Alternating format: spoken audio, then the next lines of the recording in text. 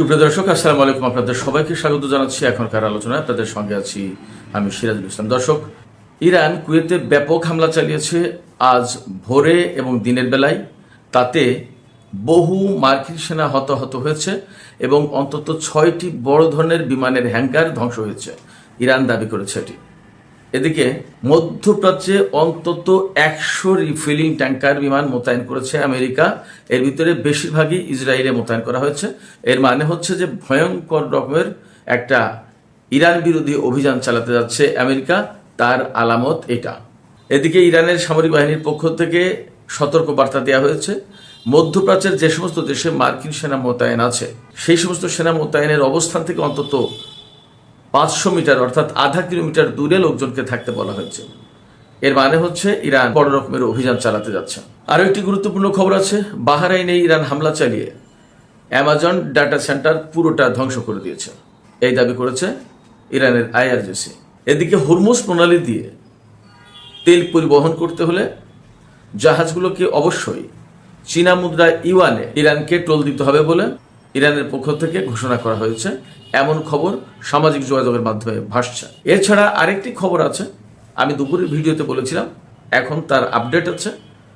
একজন ইসরায়েলি সেনা নিহত হয়েছে পশ্চিম তীরে ইসরায়েল এবং ফিলিস্তিনিদের মধ্যে যে সংঘাত সংঘর্ষ চলছে তাতে একজন ইসরায়েলি কমান্ডার নিহত হয়েছে। সুপ্রিয় দর্শক, এখন এই সমস্ত বিষয় নিয়ে আলোচনা করবো, এর সাথে আরো সাইডের কিছু ছোট ছোট খবর থাকবে। আশা করি আপনারা শেষ পর্যন্ত সঙ্গে থেকে এই আলোচনা উপভোগ করবেন।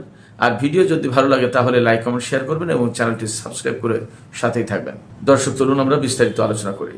আজ সকালে অর্থাৎ 24শে জুলাই সকালে ইরান কুয়েতে ব্যাপক হামলা চালিয়েছে এবং প্রধান টার্গেট ছিল আলী আল সালেম বিমান ঘাঁটি। এই সমস্ত হামলায় ইরান বেশিরভাগই আরাশ ড্রোন ব্যবহার করেছে। এই আরাশ ড্রোন সম্পর্কে আমি গত কয়েকদিন বলেছি, যেদিন আরাশ ড্রোন নতুন করে উন্মোচন করলো অর্থাৎ আরাশ ড্রোন ব্যবহার করবে বলে ইরান ঘোষণা দিল, সেদিনে আমি বলেছিলাম এই ড্রোন কতটা বিধ্বংসী। 2000 কিলোমিটার পাল্লার অর্থাৎ 2000 কিলোমিটার দূর পর্যন্ত যেতে পারে, আর 150 কেজি ওয়ারহেড বা বোমা বা বিস্ফোরক বহন করতে পারে এবং ঘন্টায় প্রায় 400 কিলোমিটার বেগে যেতে পারে। বেশ গতিসম্পন্ন। 400 কিলোমিটার মানে খুব সহজ ব্যাপার না। এই ড্রোন ইরান ব্যাপকভাবে কাজে লাগাচ্ছে। এটা কামিকাজে অর্থাৎ আত্মঘাতী ড্রোন, একেবারে সুনির্দিষ্ট লক্ষ্যে গিয়ে আঘাত আনে, বিস্ফোরিত যায়। যে লক্ষ্যে আঘাত আনলো সেই লক্ষ্য শেষ। আলী আল সালেম বিমান ঘাঁটিতে আজকে হামলা চালিয়েছে। সেখানে ইরান বলছে যে বহু মার্কিন সেনা নিহত হয়েছে, আহত হয়েছে। আর এর সাথে ওই আলী আল সালেম বিমান ঘাঁটিতে অন্তত 6টি হ্যাঙ্গার ধ্বংস হয়েছে। সেখানে ড্রোন ছিল নাকি বিমান ছিল পরিষ্কার না, বাট সম্ভবত বিমানের হ্যাঙ্গার। এটা যেহেতু বিমান ঘাঁটি এবং আলী আল সালেম বিমান ঘাঁটিটা কুয়েতে আমেরিকার খুব গুরুত্বপূর্ণ বিমান ঘাঁটি, সেখানে বিমানের হ্যাঙ্গারই হওয়ার কথা। 6টি বড় বড় হ্যাঙ্গার ধ্বংস হয়েছে। বড় হ্যাঙ্গার মানেই একটা হ্যাঙ্গারে 3-4টা করে যুদ্ধ বিমান থাকতে পারে। তার মানে কুয়েতে আজকে ভালো রকমের ক্ষয়ক্ষতির মুখে পড়েছে মার্কিন সেনার, এটা পরিষ্কার। এরপরে একইভাবে বাহরাইনের আমাজন ডেটা সেন্টার, আমেরিকার খুবই গুরুত্বপূর্ণ ডেটা সেন্টার, এই ডেটা সেন্টারে ইরান আজকে আবার নতুন করে হামলা চালিয়েছে এবং এবার ইরানের পক্ষ থেকে বলা হয়েছে যে এই ডেটা সেন্টার একদম কমপ্লিটলি ধ্বংস করা হয়েছে, একদম শেষ। তার মানে মধ্যপ্রাচ্যকে কেন্দ্র করে আমেরিকা এই যে সাইবার, তারপরে ডিজিটাল এবং এই সমস্ত ডেটা ক্লাউড, এই সমস্ত গুগল, কত কিছু যে কেন্দ্র করে তুলেছিল, যোগাযোগ নেটওয়ার্ক সৃষ্টি করেছিল, এগুলো কিন্তু এখন সব ধ্বংস হয়ে যাচ্ছে, ঝরে ঝরে পড়ছে। এদিকে আমেরিকা গত রাতে খার্গ আইল্যান্ডে, ইরানের যে খার্গ আইল্যান্ড, যেখানে তেলের প্রধান কেন্দ্র, তেল রপ্তানির প্রধান কেন্দ্র যে দ্বীপ, এই দ্বীপে ইরান হামলা চালিয়েছে এবং সেখানে একটি বেসরকারি অর্থাৎ একদম বেসরকারি বিমানবন্দর, সেই বেসরকারি বিমানবন্দরে হামলা চালিয়েছে। সেখানে 4টি হেলিকপ্টার ধ্বংস হয়েছে। এই হেলিকপ্টারগুলো কমপ্লিটলি বেসামরিক কাজে ব্যবহার করা হতো, বিশেষ করে সাগরে কোনো অসুবিধা বিপদ আপদে পড়লে তাদের উদ্ধারের জন্য এই হেলিকপ্টারগুলো ব্যবহার করা হতো। এই হেলিকপ্টারগুলো ধ্বংস করা হয়েছে।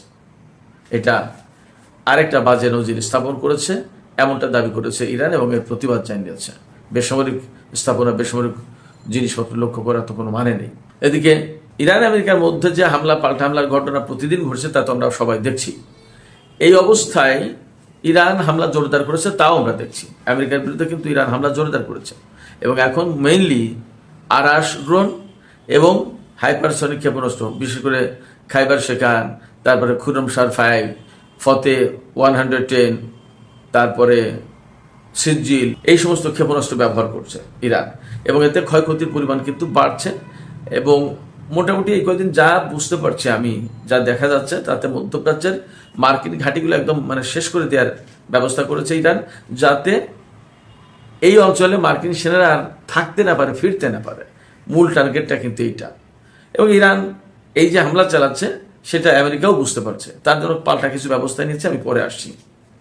তো এই যে হামলা জোরদার করেছে, এর প্রেক্ষাপটে আজকে ইরান সতর্ক বার্তা জারি করেছে পারস্য উপসাগরীয় এলাকার যত দেশে মার্কিন সামরিক ঘাঁটি আছে বা মার্কিন সেনা মোতায়েন করা আছে সব দেশের জন্য।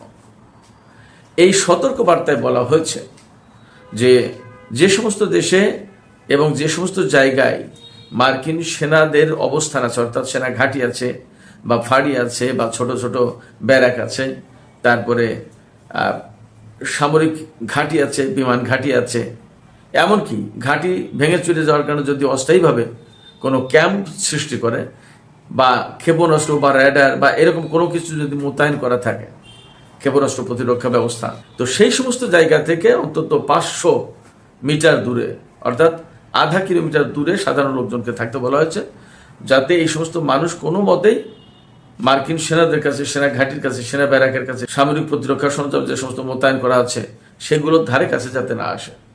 তাতে মনে হচ্ছে যে ইরান আজকের থেকে হয়তো নতুন করে তাদের অভিযানের মাত্রা বাড়াবে এবং কোথায় কোথায় কি কি আছে সমস্ত সবকিছুর উপরে হামলা চালাবে। এবং আমেরিকার পক্ষ থেকে কিন্তু একটা বিষয় মোটামুটি স্বীকার করা হচ্ছে। ইরান গত কয়েকদিন আগে বলেছিল যে জর্ডানে বা বাহরাইনে যে সমস্ত হামলা চালিয়েছে ইরান খুব লেটেস্ট হামলা এবং অনেক বড় ক্ষয়ক্ষতি হয়েছে। এই সমস্ত হামলার আগে বাহরাইন এবং জর্ডানের লোকজন ইরানকে বিভিন্ন রকমের তথ্য দিয়েছিল, গোয়েন্দা তথ্য, যে এখানে এখানে মার্কিন ঘাঁটি আছে, এখানে এই মোতায়েন আছে, এখানে মার্কিন সেনা আছে, এইভাবে তথ্য দিয়েছিল। পশ্চিমা গবেষকরা, বিশ্লেষকরা বলছেন যে রাশিয়ার কাছ থেকে, চীনের কাছ থেকে যেমন স্যাটেলাইট তথ্য বা স্যাটেলাইটের সমস্ত সুবিধা পাচ্ছে, তার চেয়ে বড় কথা ইরান তাদের নিজেদের সূত্র থেকে এবং তাদের নিজেদের গোয়েন্দা শাখার লোকজনের মাধ্যমে, তাদের সাথে যুক্ত বিভিন্ন দেশের লোকজনের মাধ্যমে ইরান তথ্য পাচ্ছে এবং খুবই অ্যাকুরেট তথ্য পাচ্ছে। এবং সেই তথ্যের ভিত্তিতে ইরান মার্কিন সামরিক বাহিনীর উপরে, মার্কিন ঘাঁটিগুলোর উপরে, মার্কিন সামরিক স্থাপনার উপরে হামলা চালানোর সুযোগ পাচ্ছে। এখানে ইরান নিজেদের দক্ষতা, যোগ্যতা এবং নিজেদের সূত্র, নিজেদের সোর্স এজেন্টকে ব্যবহার করছে। এরকম একটা প্রেক্ষাপটে মার্কিন সেনারা, আমার বিশ্লেষণে, মধ্যপ্রাচ্যে এই মুহূর্তে অনেক বেশি কঠিন অবস্থা পার করছে, কঠিন সময় পার করছে। আরও 3টা খবর আমি আপনাদেরকে জানিয়ে আজকের ভিডিও শেষ করব। একটা খবর হচ্ছে যে মধ্যপ্রাচ্যে এই মুহূর্তে অন্তত 100টি রিফুয়েলিং ট্যাঙ্কার বিমান মোতায়েন করা হয়েছে। আমি গত 2 দিন আগে সম্ভবত খবর দিয়েছিলাম যে ইসরায়েলের বেন গুরিয়ন বিমানবন্দরে আমেরিকা 33টি রিফুয়েলিং ট্যাঙ্কার বিমান মোতায়েন করেছে এবং সেখানে আরও 7টি ট্যাঙ্কার বিমান মোতায়েন করতে চায় আমেরিকা। তাতে আপত্তি জানিয়েছিল ইসরায়েলের বেসামরিক বিমান কর্তৃপক্ষের পরিচালক। ওই ভদ্রলোক বলেছিল যে যদি আর একটা রিফুয়েলিং ট্যাঙ্কার বিমান মোতায়েন করা হয় তাহলে এই বেন গুরিয়ন বিমানবন্দরে যাত্রীবাহী বিমান চলাচলের মারাত্মক রকমের অচল অবস্থা তৈরি হবে এবং প্রতিদিন অন্তত 5,000 টিকিট বাতিল করতে হবে, 30টি ফ্লাইট বাতিল করতে হবে। তো সেই বেন গুরিয়ন বিমানবন্দর বাদে হয়তো আরও বিমানবন্দরে রেখেছে। এখন ইসরায়েলে যে কতটি বিমান রেখেছে রিফুয়েলিং ট্যাঙ্কার আমেরিকা সেটা পরিষ্কার না, কিন্তু বেন গুরিয়নের হিসাব তো ছিল কমপক্ষে 33টা, আরও 7টা যদি রাখে তাহলে 40টা। এবং এই আমি যে খবর উল্লেখ করছি সেই খবরে বলা হয়েছে যে 100টি রিফুয়েলিং ট্যাঙ্কার যে মধ্যপ্রাচ্যে মোতায়েন করা হয়েছে তার ভিতরে বেশিরভাগই আপনার ইসরায়েলে। তো বেশিরভাগ যদি হতে হয় তাহলে কমপক্ষে 50টার বেশি ইসরায়েলে মোতায়েন আছে এমনটি বলতে হবে। আরও জায়গায় হয়তো তুরস্কে মোতায়েন আছে, আজারবাইজানে মোতায়েন থাকতে পারে, এরপরে সিরিয়াতে মোতায়েন করতে পারে, ইরাকের আর কোন কোন গোপন ঘাঁটি আছে এবং কোথায় মোতায়েন করেছে কে জানে। অনেক ব্যাপার থাকতে পারে, কোথায় কোথায় মোতায়েন করেছে আমরা তো কেউ জানি না। সংযুক্ত আরব আমিরাতের গভীর অভ্যন্তরে বা সৌদি আরবে মোতায়েন করতে পারে। সৌদি আরবের সাথে পরমাণু চুক্তি হয়েছে, যদিও সে পরমাণু চুক্তি নিয়ে নানা রকমের কথাবার্তা, টানাপোড়ানোর গল্প শোনা যাচ্ছে, দেখা যাক কি হয়। তো এই যে রিফুয়েলিং ট্যাঙ্কার মোতায়েন করলো আমেরিকা মধ্যপ্রাচ্যে 100 অন্তত, এর কারণ কি? এর কারণ হচ্ছে খুব ইমিডিয়েটলি ইরানের বিরুদ্ধে আমেরিকা ভয়াবহ রকমের সামরিক অভিযান চালাবে, হামলা চালাবে। মার্কিন প্রেসিডেন্ট ডোনাল্ড ট্রাম্প তো বলেছেন যে আমরা এমন হামলা চালাবো যা নজির নেই, নজিরবিহীন হামলা। ইরানে এর আগে কখনো এত বড় হামলা চালানো হয়নি। এমনকি যে 40 দিনে যা যুদ্ধ হয়েছে সেই যুদ্ধের চেয়েও বড় হামলা চালাবে এখন। তো যার কারণে 100টি রিফিলিং ট্যাঙ্কার জড়ো করতে হয়েছে এখানে। তার মানে বহু সংখ্যক যুদ্ধ বিমান এই হামলায় অংশ নেবে এবং মনে হচ্ছে ইরানকে মাটির সাথে একদম মিশিয়ে দেবে, তামা করে দেবে। এখন ইরান এটা কিভাবে মোকাবেলা করে দেখা যাক, তারা কিভাবে কি প্রস্তুতি নিচ্ছে এবং আদৌ এই হামলা হবে কিনা সেটাও একটা প্রশ্নের ব্যাপার। এই প্রশ্ন তুলছি এই কারণে, বা এই কথা বলছি এই কারণে যে দেখা গেল শুধু ডোনাল্ড ট্রাম্প এরকমের বড় রকমের হুমকি দেওয়ার চেষ্টা করছে ইরানকে, আসলে নাও হতে পারে। আবার এমন হতে পারে সত্যিই হামলা করে বসলো। সেক্ষেত্রে ইরানকে অবশ্যই সতর্ক থাকতে হবে। ইরান কিভাবে মোকাবেলা করে আমরা অপেক্ষায় থাকলাম দেখার। আমরা অবশ্যই চাই যে এই ধরনের বড় হামলা না হোক। আমি আরও দুটি খবর দিতে চেয়েছিলাম। একটি খবর হচ্ছে হরমুজ প্রণালীতে ইরান নতুন করে নাকি ঘোষণা করেছে, এটাও সামাজিক মাধ্যমের খবর, যে হরমুজ প্রণালীতে যে সমস্ত জাহাজ তেল নিয়ে যাবে সে সমস্ত জাহাজকে ইরানের কাছে তো অর্থ পরিশোধ করতে হচ্ছে।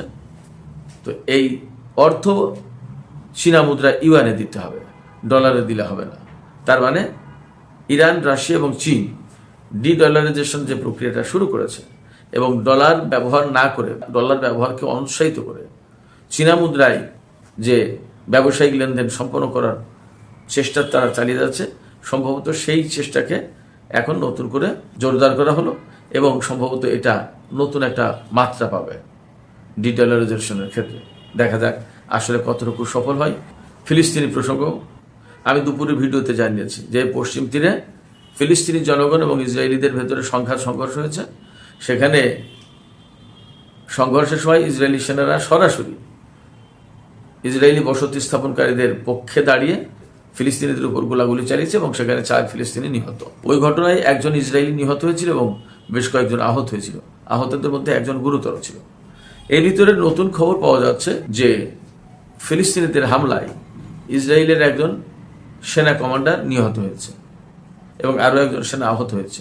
এই অবস্থার পর ইসরায়েলি সামরিক বাহিনী পশ্চিম তীরে কিন্তু ব্যাপক কড়াকড়ি আরোপ করেছে। যে এলাকায় বা যে গ্রামে সংঘর্ষ হয়েছে সেই গ্রামের সাথে শহরের যোগাযোগ ব্যবস্থা একদম বিচ্ছিন্ন করে দিয়েছে, সামরিক বাহিনী ঘেরাও করে রেখেছে এবং আমি আশঙ্কা করছি সেখানে আজকে রাতে প্রচণ্ডভাবে সামরিক বাহিনী চড়াও হবে, বহু লোক হতাহত হবে, তাদেরকে বহু লোককে গ্রেপ্তার করবে, আটক করবে, মোটামুটিভাবে এটা বোঝা যাচ্ছে। তো সুপ্রিয় দর্শক, এখনকার আলোচনা এখানে শেষ করতে চাইছি। এই যে মধ্যপ্রাচ্যে 100 রিফিলিং ট্যাঙ্কার মোতায়েন করেছে আমেরিকা, আর এপাশে ইরান মধ্যপ্রাচ্যের দেশগুলোর নাগরিকদেরকে মার্কিন ঘাঁটি থেকে অন্তত আধা কিলোমিটার দূরে থাকার হুঁশিয়ারি উচ্চারণ করেছে, সতর্কবার্তা দিয়েছে। এই দুটো খবর থেকে কি আমরা ইরান এবং আমেরিকার মধ্যে ভয়াবহ রকমের সংঘাতের কোনো আলামত বা সম্ভাবনা বা আশঙ্কা আমরা অনুভব করছি কিনা? আপনাদের কি মনে হয়? আপনাদের মতামত কমেন্টে জানাতে পারেন। আর ভিডিও ভালো লাগলে আবারও বলি, লাইক, কমেন্ট, শেয়ার করবেন এবং চ্যানেলটি সাবস্ক্রাইব করে সাথেই থাকবেন। দর্শক, এখনকার আলোচনা এখানে শেষ করতে চাইছি। আপনারা সবাই অনেক ভালো থাকুন। আল্লাহ হাফেজ।